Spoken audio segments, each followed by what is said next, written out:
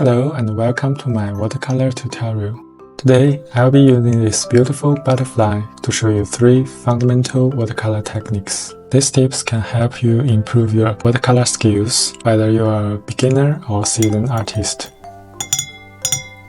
For the first step, I'm going to create a base color shape using the wet on dry technique. When mixing colors, I added plenty of water, and make sure to prepare enough paint to avoid running out while covering large areas. The shapes I'll be painting have already been sketched out with pencil. In this step, we'll focus only on the silhouette, not the internal details. The outline is crucial, so I'll carefully use the tip of my brush for precision and set off the brush for longer strokes to make it look smoother.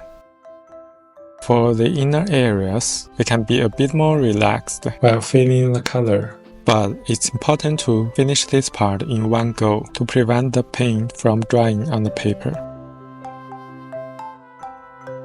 When we need a crisp edge, we usually use the wet on dry technique, which also requires us to plan out a shape in advance. Since the edges will be clear and sharp, both beauty and mistakes will be more noticeable.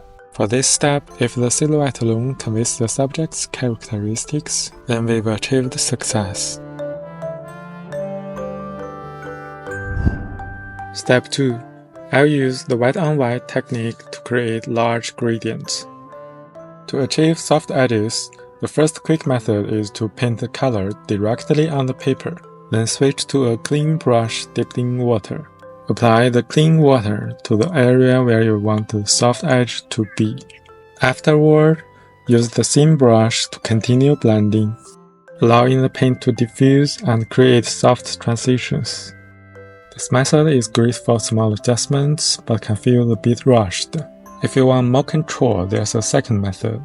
Pre-wet the paper with clean water before applying the paint. Then paint onto the wet surface. While painting this section of the wing, I gradually darken the color to create a smooth transition from yellow to deep brown.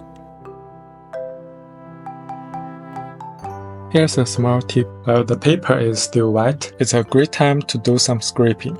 You can use your fingernail or a card to remove paint, which creates texture or adds fine details. Step 3. Introducing the lifting technique and adding final details. First, I clean the paint off the tip of my brush. In the darker areas of the butterfly's wings, I use the tip of the brush to gently scrub the surface. This creates the lighter spots we need, a technique known as lifting. It's important to keep your brush clean by wiping it frequently.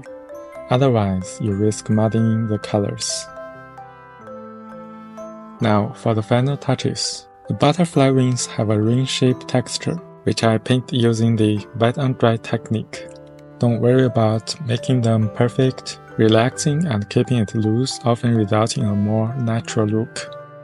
Since this butterfly has a cooler blue tone that contrasts with the yellow base, I mix white with blue to get a more opaque color. This helps to achieve the cool tone while giving the painting more depth and variety. With the final details in place, the painting is complete, capturing the butterfly's essence through color and texture.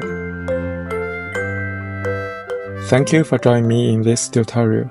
I hope you've enjoyed learning these watercolor techniques and feel inspired to apply them to your own artwork. Happy painting!